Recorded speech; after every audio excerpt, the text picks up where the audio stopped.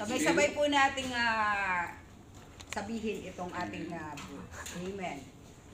Spirit of the Lord is upon me, because He has anointed me to preach the gospel to the poor. He has sent me to heal the brokenhearted, to preach deliverance to the captives, and recovery of sight to the blind, to set at liberty them that are oppressed, and to proclaim the Acceptable year of the Lord. Our Lord is Jesus, Christ, the that little working God. anointed one. Okay? At syempre, pagkatapos nito, i-declare naman natin ang J1 culture. At kailangan, sabay-sabay, ang mahuli hindi kasama. I am a blessing. I am anointed. Amen. I am a leader.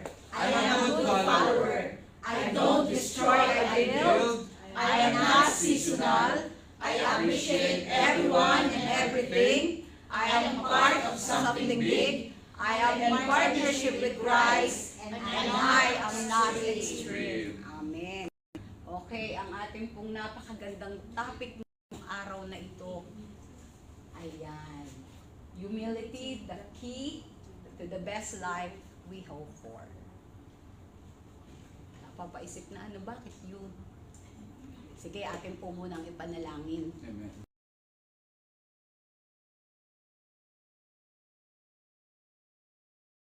Umagang ito, Panginoon, i-anoint niyo po ako bilang inyong lingkod, Panginoon.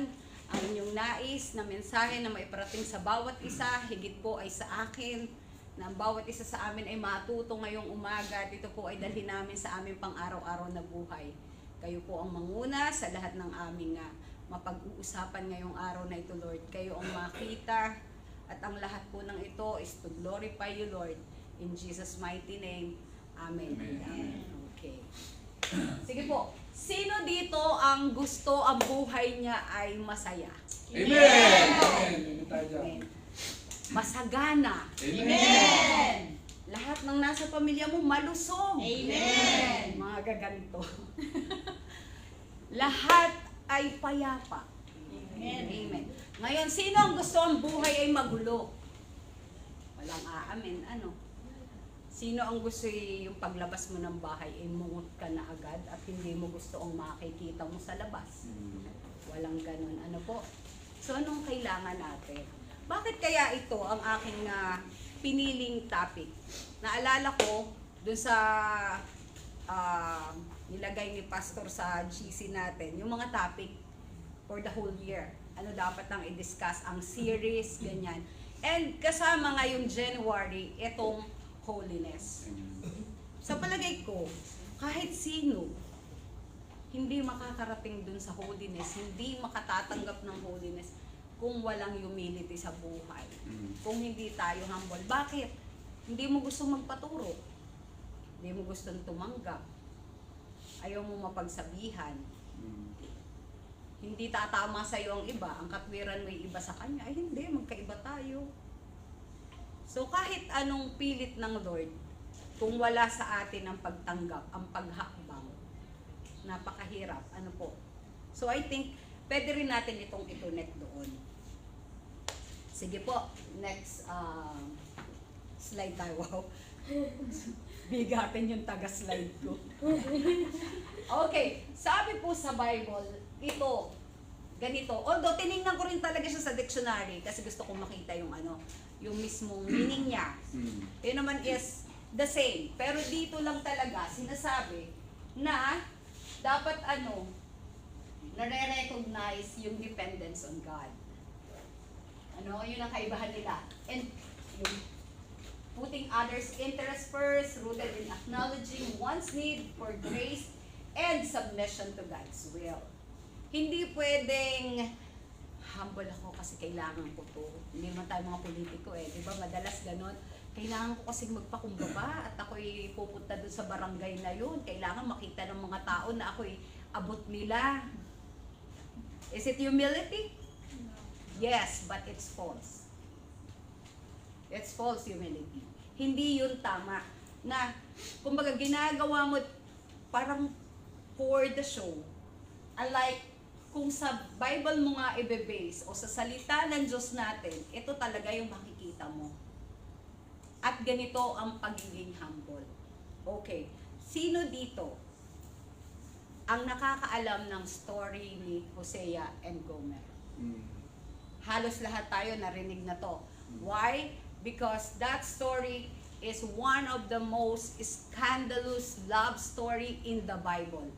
Bakit isasample ko siya? Samantalang hindi pa naman February. Love series. Bakit? Kasi kung maalala natin titingnan natin itong istoryang ito sa ibang punto. Hindi natin siya ngayon titingnan bilang love story between two people or couple.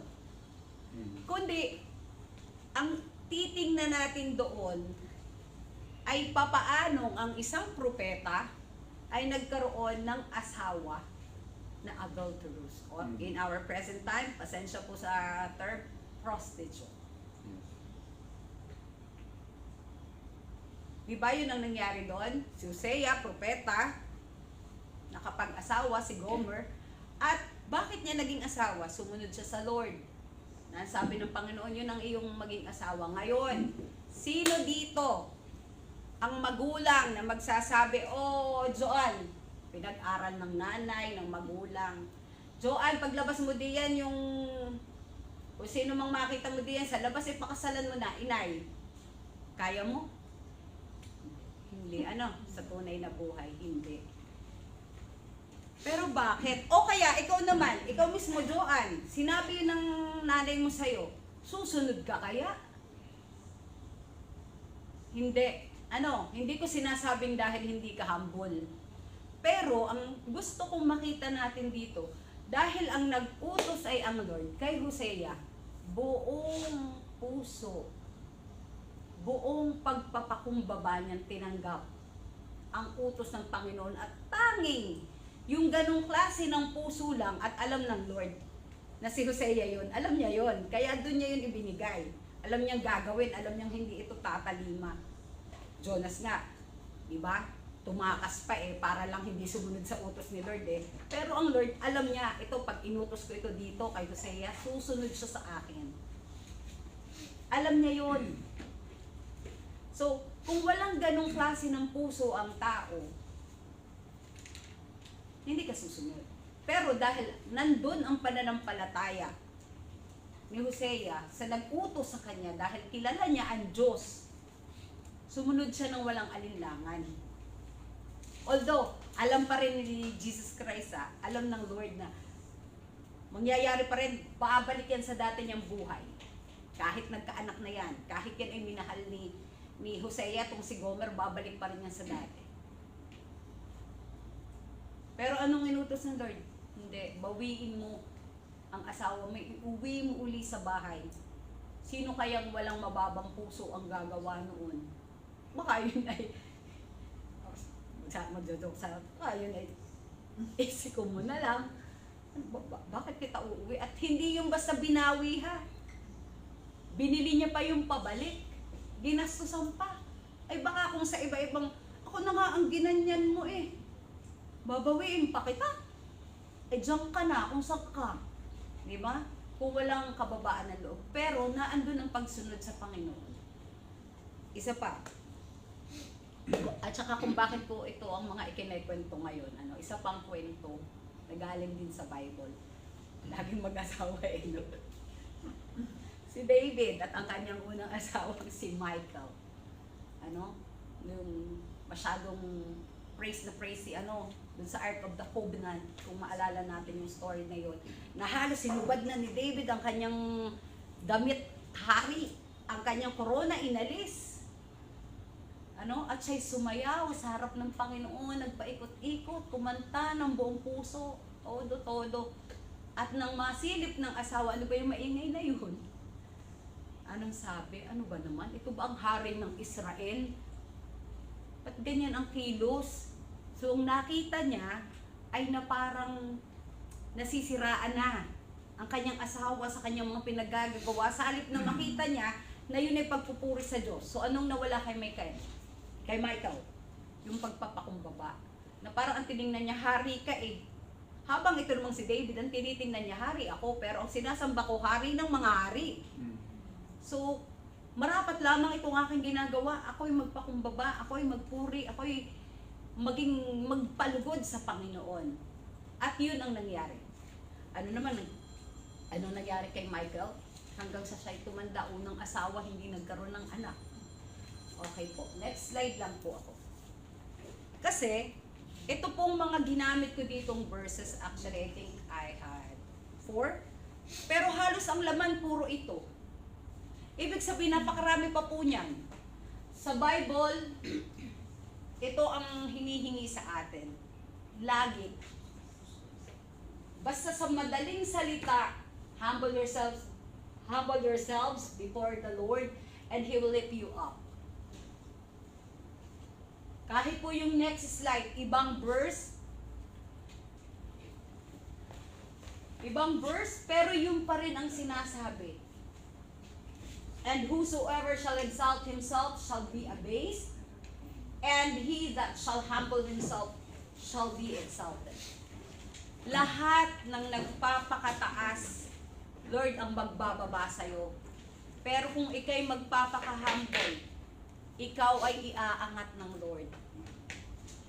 Kaya ang sabi ko nga, itong pagiging humble lang naman ang ating kailangan sa buhay. Sasabihin hindi, kailangan natin yung fruit of the Holy Spirit. Those are 9. Pero hindi mo makukuha kahit isa doon kung wala kang pagpapakumbaba. How can you be tender? How can you love? How can you be a giver? Kung ang tingin mo lagi sa sarili mo, magaling ka, ba't mo naman ito iintindihin? Sino ba naman ito? Ay, di ba basta? Diba? Yung mga ganyan. Paano ka magiging tender? Paano ka magiging loving? Kung ang tingin mo lagi sa sarili mo, mataas ka. Paano mo yayakapin ng isang taong marumi, marungis, ang may sakit? Paano ka magkakaroon ng ganong feeling sa iyong kapwa-tao? Kung wala kang pagpapakumbaba. Kung laging ang tingin mo sa sarili mo ay ikaw ay iba kaysa sa iba. Kaya ang tinuturo lagi sa atin ng Bible, magpakumbaba tayo. At yan ay mula umpisa na si Jesus ay ianaki. Yan na ang itinuro. Meron akong katrabaho ngayon, nagkikwento siya daw ay nanganak na parang 30 years, hindi naman, mga 28 years ago. Ang pangalan ng anak niya ay si Precious. Bakit? Ay CS daw ay 300,000 ang binayaran 28 years ago. Ay Precious, ay si Jesus ay pinanganak ay sa sabsaban. Doon pa lang, kita mo na kung anong klase ng Diyos ang meron tayo, ng Panginoon na meron tayo. Kaya hindi mo laging pwede sasabihin, aba, ako'y iba na ngayon kaysa noon. Maganda yan kung ang ating mga dahilan, ang ating mga layunin, ay makakapag-uplift din ng buhay ng iba. Yung maging inspirasyon tayo sa testimony natin, maganda yan. Dahil dyan, mas nabibigyang glorify ang ating Panginoon. Mas natataas siya dahil binibigyan mo ng patotoo yung mga bagay na ginagawa niya sa buhay mo. Pero yung nasa kwentuhan lang ng mga magkakukumare, tapos ay sinuot lahat ng alahas, at mare, ako'y ibang-iba ngayon. Ay hindi maganda, Abay baka yung mga hindi mo alam mamaya paglabas mo na-hold up ka. Ay napasama ang iyong pagyayabang ng gayon. Hindi ganon. Tawan-tawa naman agad kayo. Hindi, pero tunay. Kasi ibig ko sabihin, kung yun ay kaya nating gawin, na nasa pagitan lang ng mga tao, bakit hindi natin iyabang si Lord? Siya lang. Yung mga ginagawa niya sa buhay natin, yung mga kapurihan, ng mga bagay na hindi mo na inakala sa buhay mo na mangyayari, pero nangyari. Bakit? Hindi lang yung dahil sa'yo. Humakbang ka, oo, pero yung sa pagpapatuloy, at paano ka aalis doon, paano mo matatapos ang race na yun, si Lord yun. Amen. Hinintay ka niyang humakbang, pero yung pagsama, si Lord yun. Kaya wala tayong karapatan na maging mapagmataas. Sabihin mo,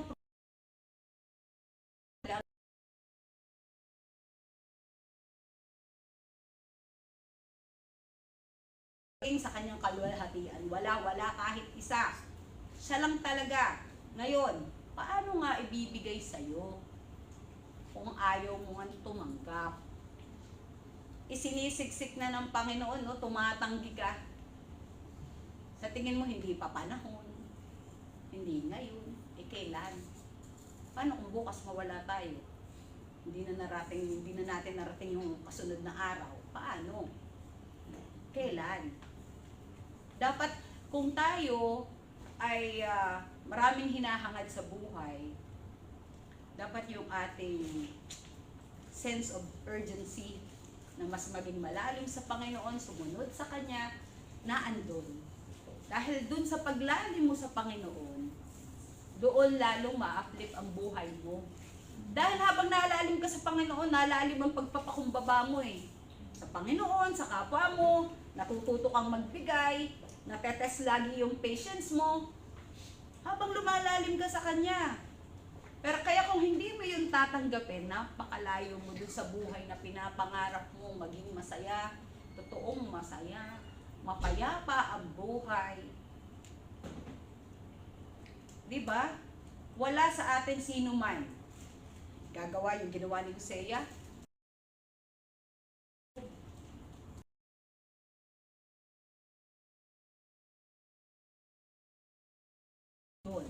Ang ine-example lang natin, ang kaya kasing tumanggap ng mga ganong klase ng kautusan ay yung taong bukas na ang puso sa Panginoon. Alam mo, sa aral na ito, sa topic na ito, na hindi ko alam ba't ito ang na-reveal sa akin, nung habang pinagpe-pray ko, na Lord, anong itatopic ko? Ba't kasi si Pastora hindi pa umuwi?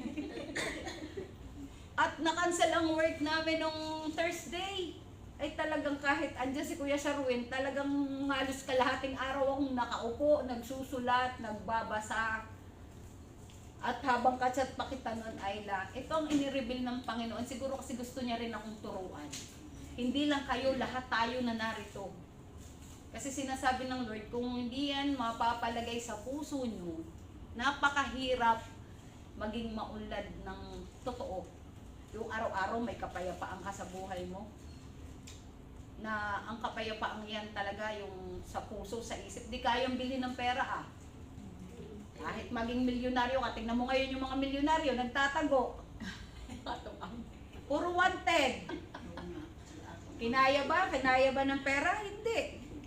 Sige nga po, palipat nga po ng slide. Ayan. Nasaan na ba yung... Ayan. Sige. Eto, isa pa rin siya. Lahat ng mga sinasabi dito, ganon. Ang mga rulers, ibababa ng Panginoon. Pero, ang nagpapakumbaba, sino ang example nito? Joseph. Ano? Diba? Mula sa siya ay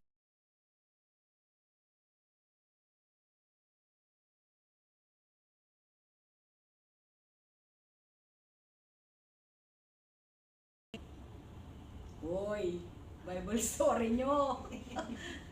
Naging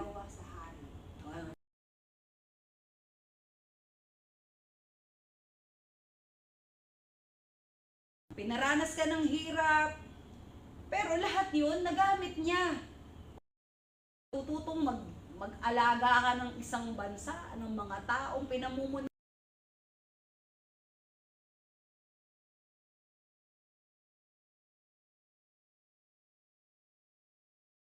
Gagawa mo kung wala kang sisimulan. Sabi, alam yan may mabagal, ayain ang mabagal. Ang importante, may sinisimulan. Dahil wala kang patutunguhan, diyan ka lang. Gusto mo, komportable kang nandiyan ka lang. Pero wala rin pag-unlad. Wala rin pagbabago. Ang sabi nga natin, parang sa Lord, kung maglilingkod ka, maglingkod ka na ng buong puso.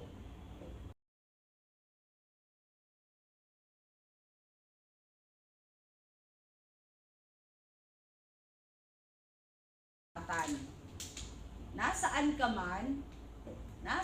man, dala mo si Jesus. Hindi yung pag nasa ibang lugar ka, iba ka. Pag narito ka, napakahuli mo, kulang na lang yung halo. Ano? Pero pag nasa ibang lugar tayo, naiiba tayo. Dapat maiiba talaga yung lugar. Pero hindi ikaw ang may influence nila. Tayo ang makaka-influence. As possible. So, yun ang parang bumalik yung ating 1 foot, yung anywhere you are, you can speak about Jesus, you can talk about Jesus, you can share Him, the good things that He has done to your life. Sige po, isa pa po. Napakarami kasi eh. Pero yun lang din talaga. Walang sinasabi sa Bible na ibang salita, kundi more favors to the humble.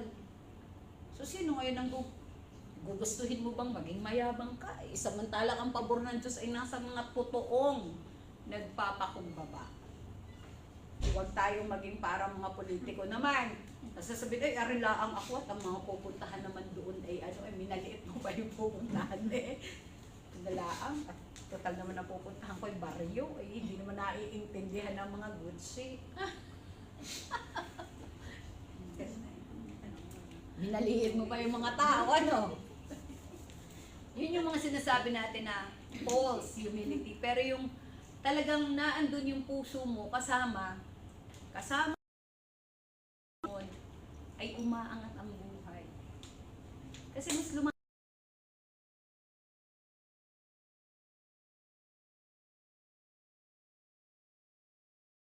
patawad, totoong magpasensya. Sabi ko nga, lahat tayo makukonvict ng aral na ito.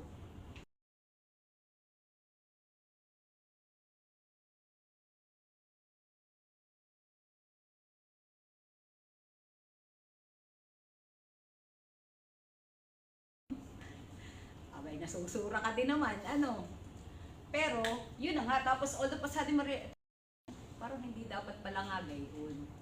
Hindi porket ganun siya, ganun ka na rin. Dapat may maiba doon.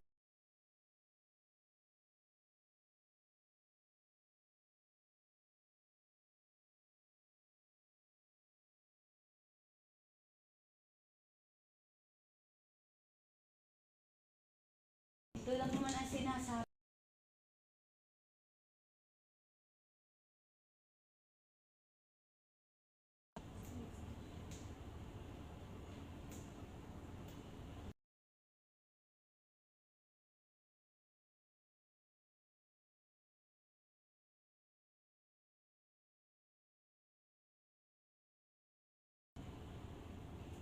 Dahil wala na din yung sweetness ng kasalanan, walang nectar na kukunin sa iyo. Siyang lalayo. Dahil naninindigan ka na ika'y nagpapasakop sa Panginoon. Pero kung hindi, ine-entertain pa rin natin ang kasalanan. At yung mga kasalanan na yan, ang totoong nagpapalayo sa atin sa Panginoon. Sino dito ang totoong nananalangin na ang tingin mo bakit hindi nadating ang aking mga ipinagdarasal? Bakit ako na may laging nagdarasal para tinanong mo na yung puso mo? Ano kaya laman ng puso ko? Dahil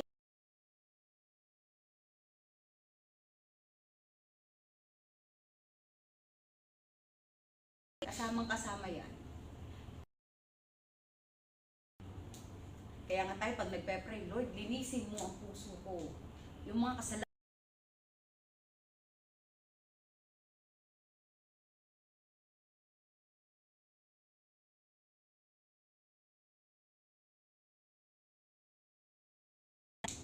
Kasi, yun talaga.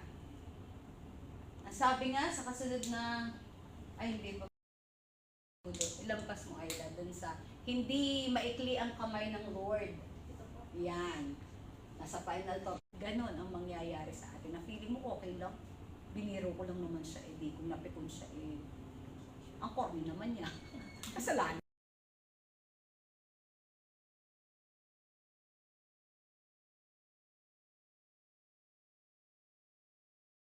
Yun yung mga lacks na yun. Baliwala na sa'yo kahit nagkakamali ka, hindi mo na naiintindihan na mali pala at nakasakit ka na. Okay? Pwede kong ibalik ng isa. Ayan, ito pa, ang isa. Nasalip na tayo ay maging mapagmataas. Isama natin lagi ito. Kahit gaano kasimple ang mga bagay na gagawin mo ay sa tunay.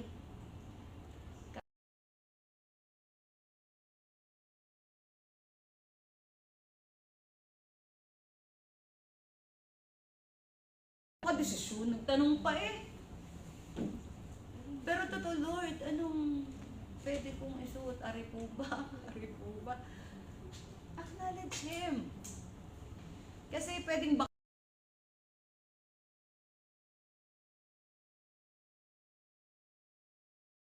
yan. Oh. Ibig ko sabihin, hindi, kahit sa hindi ganun kasimple, pero ibig kong ipaliwanag at maunawaan ng bawat isa sa atin na mula sa simple, sa medyo mas mahirap, at sa pinakamahirap lang,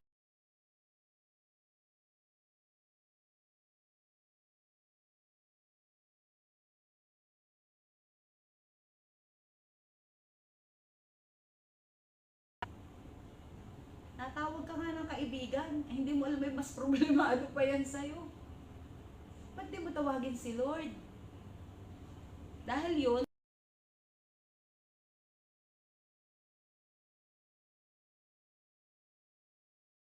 ay siya eh, tagay na natin yan. Pinapasama pa eh, ang tawag eh. Oh, laging ganun eh, di ba? Lalo na yung mga hindi pa talaga nakakakilala, hindi pa talaga nakakaunawa sa mga katuruan ng Panginoon na yung ganito dapat tayo nang bumuhay. Sabihin, pag rin mga kausap, lagi na lang si magdasal. Ay, sa'yo naman talaga ang kaya kong i-offer. Oh. Diba? Parang si Joanne. Sorry. Naalala ko lang, sabi po kasi nung mga katrabaho namin, ari si ate, sama natin sa sa grupo daw. At sila laging masasaya, nalabas, kakasabi nito. Sige, isama nyo yan, kayo laging ipanalangin. Ako naman, sa puso ko naman, ako naman tuwan-tuwa nung inimik na yon. At least sa ganyan niya akong bagay na aalala, isa naman sabihin niya, ay sige, at doon ka, isama yun, kayo mga lasing lagi. Di ba? Ay, isama nyo at lagi kayong ipanalangin. Ay, ako na may napatawang pero masaya ang aking puso nung oras na yun. Kasi totoo naman, i-acknowledge mo. At pati ang aking mga kasabay sa paglalakad sa building, pag kami nagtatrabaho, pagbaba ko, nasa sasakyan, nagpe-pray na kami dyan. Lord, kayo po ang bahala sa amin ngayong araw na ito. Naglalakad ako papunta sa building. Lalo na pag ako'y solo, nakagayang pang kamay. Baka sabi na kayong ginagawa nito, sinusukat na, papamala ata ito sa kanya. No, pero okay, nagpe-pray, Lord, kayo po kasi ang amin pong building malalaking makina talaga. Pag po nagka-problema, talagang isang sabog lang yun, walang matitira.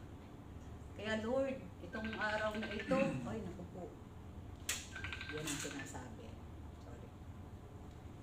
Ay, Lord, itong araw na ito, kayo po ang bahala sa bawat isa sa amin, sa mga makina namin na narito, Lord, walang magiging aberya.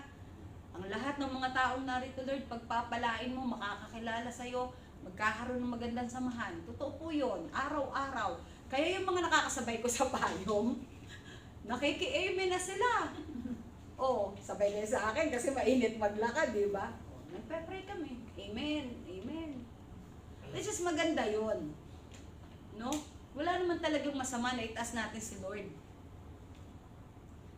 Basta't naandun ang ating pagiging humble. Hindi pwedeng tayo itinataas natin si Lord, sabay itinataas mo na rin yung sarili mo. Aba, hindi pwedeng sabay ha. Hintayin mo, itaas ka ni Lord.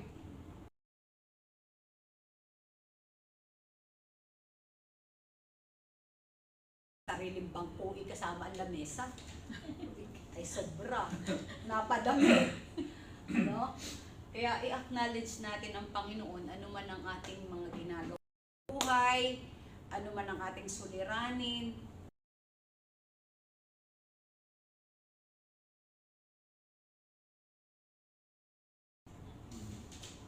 Ako na lang, wala ka naman Lord gustong gawin sa akin eh. Ako na. Hindi tayo mapapabuti. Sige po, yun na nga Ate Ayla pa. Yan. Ito talaga, ang lagi nating alalahanin na kahit kailan hindi tayo gugustuhin ng Panginoon na pabayaan at iwanan. Ang hinihingi niya sa atin ay magkaroon tayo ng pagkumbabang puso. Gusto niyang maunawaan natin na gusto ko na makita niyo at mag-glorify ako sa inyong buhay. Kailangang maintindihan ninyo na hindi ko kayo gustong pabayaan. Pero, kailangang alisin ang mga kasalanan dahil ito ang naglalayo sa inyo sa akin. Okay po?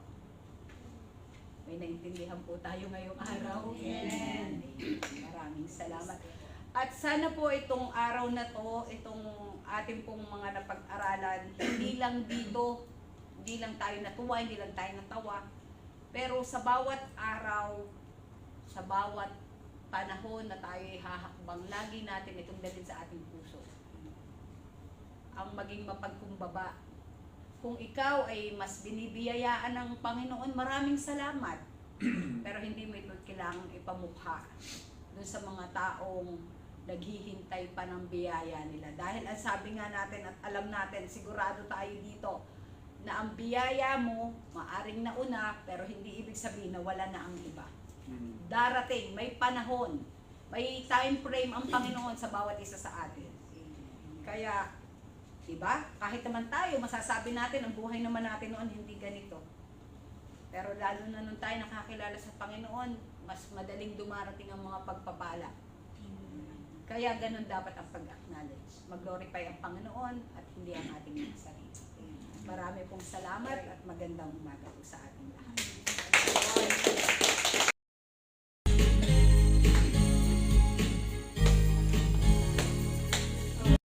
The light of your love is shining in the midst of the darkness shining. Jesus, light of the world, shine upon us, set us free by the bring us, shine on me.